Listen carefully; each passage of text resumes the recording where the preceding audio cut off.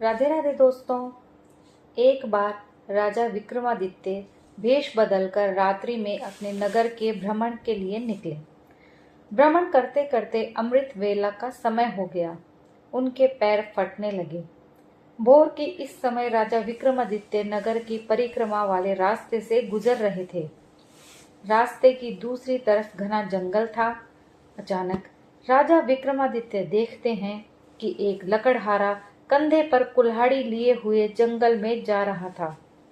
वो लकड़हारा लकड़ी काटने के लिए एक ऊंचे पेड़ पर चढ़ गया और उसी समय राजा विक्रमादित्य ने देखा कि एक भयानक भालू उसी वृक्ष की तरफ दौड़ा चला आ रहा है और उसी वृक्ष पर चढ़ने लगता है। वृक्ष पर भालू को चढ़ता देख राजा को बड़ा ही आश्चर्य होता है। उसी समय नौजवान लकड़हारे ने जब भालू को अपनी ओर आते देखा तो उसके डर के मारे हाथ पांव फूल गए। डर के कारण उसके हाथ से पेड़ की टहनी छूट गई और वो धरती पर जा गिरा और नीचे गिरते ही उसकी मौत हो गई। तब भालू पेड़ से नीचे उतरा और राजा के देखते ही देखते उसने एक सुंदर लड़की का रूप धारण कर लिया और वो लड़की जंगल के पास जाकर एक कुएं की मुंडेर पर बैठ गई। राजा दूर खड़े होकर ये सब नजारा देख रहे थे और सोच रहे थे कि ये लड़की बना हुआ भालू अब क्या करेगा। थोड़ी ही देर में राजा विक्रमादित्य के दो सैनिक जो रात्रि गश्त पर थे उधर आ गए। इत्तेफाक से दोनों सिपाही सगे भाई थे। इनमें से छोटे भाई की नजर उस बैठी सुंदर लड़की पर पड़ी तो वो बड़े भाई से बोला कि कितनी सुंदर लड़की है, मैं तो इसी से विवाह करूंगा। बड़ा भाई बोला, बड़े भाई के कुंवारे होते हुए छोटा भाई कैसे विवाह कर सकता है? बड़ा होने के नाते सबसे पहले विवाह मैं करूंगा। तब छोटा भाई बोला, इससे पहले मैंने देखा है इसलिए इससे विवाह तो मैं ही करूंगा। तब बड़ा भाई बोला कि हम तो व्यर्थ में ही झगड़ रहे हैं, क्यों ना हम इस लड़की से ही पूछ लें कि ये हम दोनों में से किसे पसंद करेगी, वो ही इस लड़की से विवाह कर लेगा। इस प्रकार दोनों भाई आपस में निर्णय करके लड़की के पास पहुंचे। बड़े भाई ने उस लड़की से प्रश्न किया, हे सुंदरी, आप कौन हो और यहाँ क्या कर रही हो? वो लड़की बोली, मैं पास ही के एक गांव में रहती हूँ और अपने पति की तलाश में निकली हूँ। छोटा भाई बोला, तुम्हारा पति कहाँ है? तुम चाहो तो उसे ढूंढने में हम तुम्हारी मदद कर सकते हैं। तब वो लड़की बोली, अभी तो मैं कुंवारी हूँ और किसी योग्य वर की तलाश में निकली हूँ। तब छोटा भाई बोला, हम दोनों भाई भी अभी कुंवारे हैं, यदि तुम चाहो तो हम में से किसी एक से विवाह कर सकती हो। लड़की बोली, मैं तुम दोनों में से एक से विवाह कर लूंगी, परंतु मेरी एक शर्त है। दोनों भाई बोले, क्या शर्त है तुम्हारी? लड़की बोली, तुम दोनों में से जो भी अधिक बहादुर होगा मैं उसी से विवाह करूंगी। इतना सुनते ही दोनों भाई स्वयं को एक दूसरे से श्रेष्ठ सिद्ध करने की इच्छा रखते हुए आपस में युद्ध लड़ने लगे। दोनों भाइयों ने अपनी अपनी तलवारें निकाली और एक दूसरे के पेट में आर पार कर दी और तड़प तड़प कर दोनों भाइयों की जान चली गई। तब वो लड़की दोनों भाइयों पर जोर जोर से हंसी और उठकर एक दूसरी दिशा की तरफ चल पड़ी। विक्रमादित्य सोचने लगे कि ये लड़की एक छलावा है, अब क्या करेगी। ऐसा सोचते सोचते राजा विक्रमादित्य भी उस लड़की से थोड़ी दूरी रखते हुए उसके पीछे पीछे चलने लगे।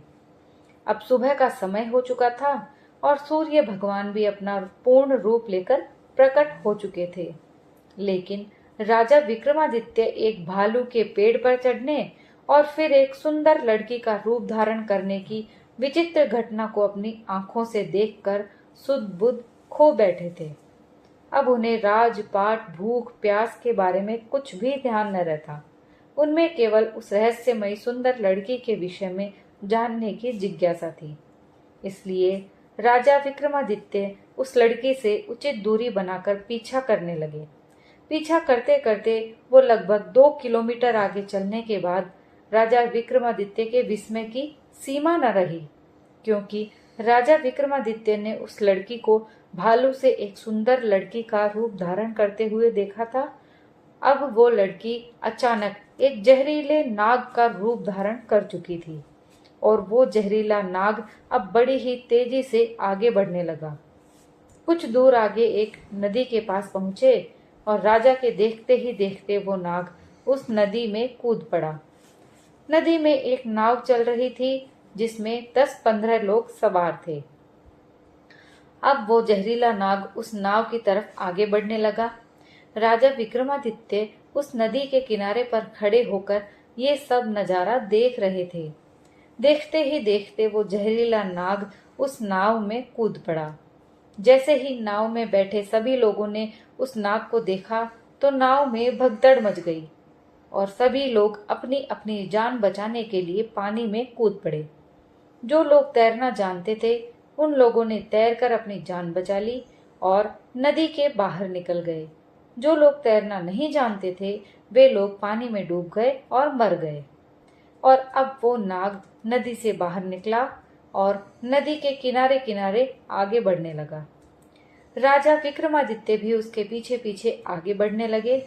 कुछ दूर आगे जाने के बाद एक बार फिर से राजा आश्चर्यचकित हो गए क्योंकि उस नाग ने एक बार फिर से अपना रूप बदल लिया था।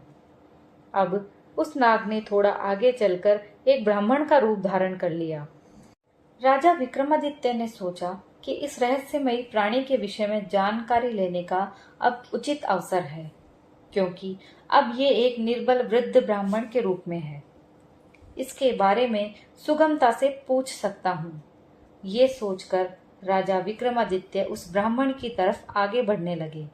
अब राजा विक्रमादित्य बड़े ही तेजी के साथ चलते चलते उस वृद्ध ब्राह्मण के पास पहुंच गए और उसे हाथ जोड़कर प्रणाम किया।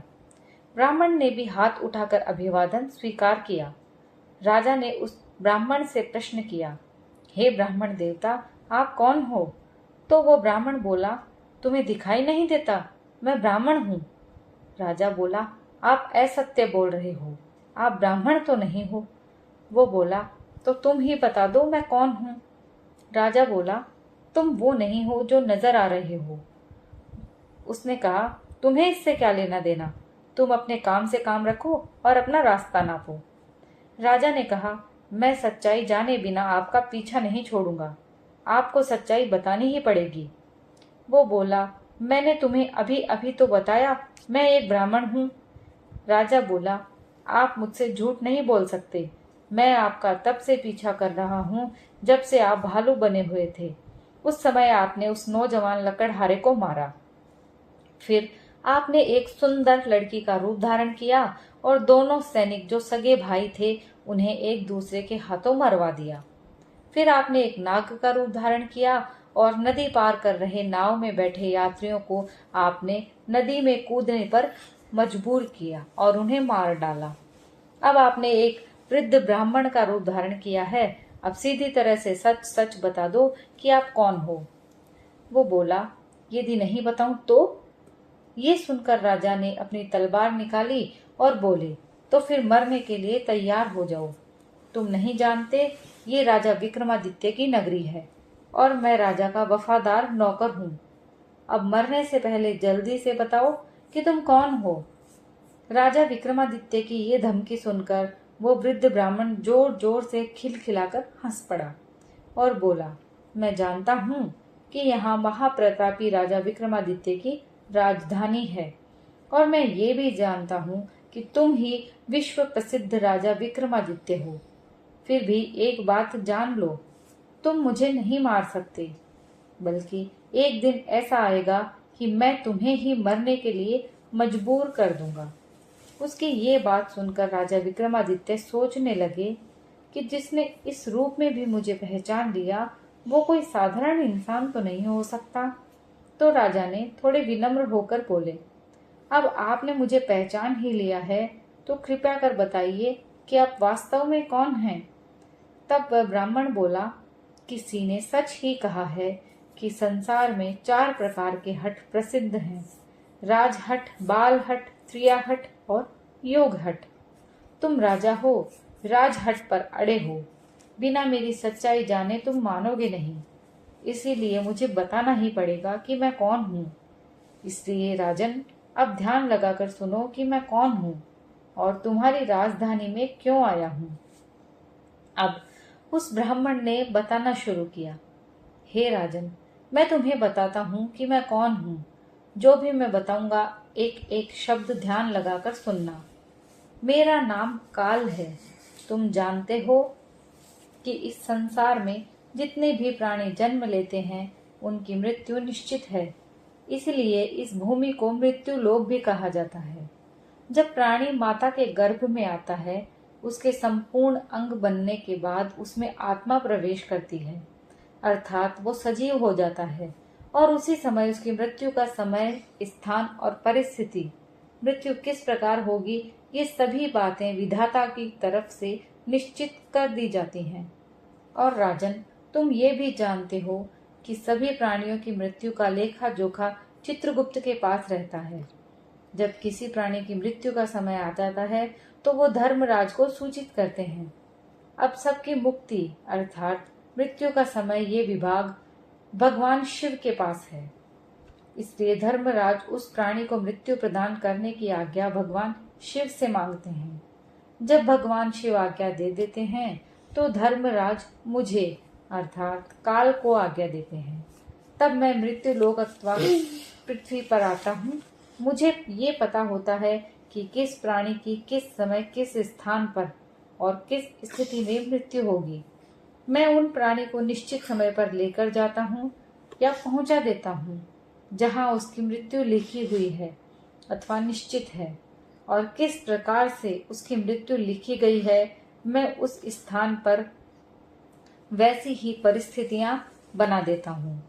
उस लकड़हारे को मैंने नहीं मारा। राजा विक्रमादित्य बोले, तुम फिर झूठ बोल रहे हो। मैंने स्वयं अपनी आंखों से देखा है कि उस लकड़हारे की मृत्यु का कारण तुम ही थे। वो वृद्ध ब्राह्मण बोला, बेशक कारण मैं बना, लेकिन सांसारिक लोग तो यही समझेंगे कि लकड़हारे की मृत्यु वृक्ष से नीचे गिरकर टहनी टूटने के कारण हुई थी, और फिर मुझे तो मृत्यु के देवता धर्मराज के आदेश का पालन करना ही पड़ता है। उसकी मृत्यु वृक्ष गिरने के कारण लिखी गई थी। इसलिए मैंने भालू बनकर वैसी ही परिस्थितियां और हालात पैदा कर दिए। नहीं तो जरा सोचो, यदि असली भालू होता तो क्या कभी पेड़ पर चढ़ता? कभी नहीं। परंतु वहां तो मैं था और मेरे लिए कुछ भी असंभव नहीं है। अगर उन सैनिकों की बात करें तो उनको भी मैंने नहीं मारा। उनकी मृत्यु एक दूसरे के हाथों लिखी थी, इसलिए उनके लिए मुझे एक सुंदर लड़की बनना पड़ा। नाव में सवार लोगों की मृत्यु पानी में डूबने से लिखी हुई थी, इसके लिए मुझे भयानक नाग का रूप धारण करना पड़ा। राजन, मुझे लगता है कि अब तो आप अच्छी तरह समझ गए होंगे कि मैं कौन हूँ और तुम्हारी नगरी में क्यों आया था, और ये भी समझ गए होंगे कि समय, स्थान और परिस्थिति की सांसारिक प्राणी के जीवन में कितनी बड़ी भूमिका होती है। राजा विक्रमादित्य ने वृद्ध ब्राह्मण रूपी काल की बातें बड़े ही ध्यान से सुनी और गंभीर हो गए। काल कहने लगा, राजन, अब मैं चलता हूँ। राजा विक्रमादित्य बोले, हे काल देवता, आपने मुझे बहुत अच्छी जानकारी दी है, जिसके लिए मैं आपका बहुत आभार व्यक्त करता हूँ। कृपया जाने से पहले मेरे एक और प्रश्न का उत्तर देते जाइए। काल देवता बोले, पूछो राजन, क्या पूछना है? शीघ्र पूछो, मेरे पास समय नहीं है। राजा विक्रमादित्य बोले, कृपा करके मुझे बताइए कि मेरी मृत्यु किस समय पर और किस प्रकार से होगी। कालदेव बोले, हे राजन, मैं ये तो बता सकता हूँ कि तुम्हारी मृत्यु कहाँ और किस प्रकार से होगी, परंतु ये नहीं बता सकता कि तुम्हारी मृत्यु कब होगी। राजा विक्रमादित्य बोले, कालदेव, मृत्यु का समय बताने में आपको क्या आपत्ति है?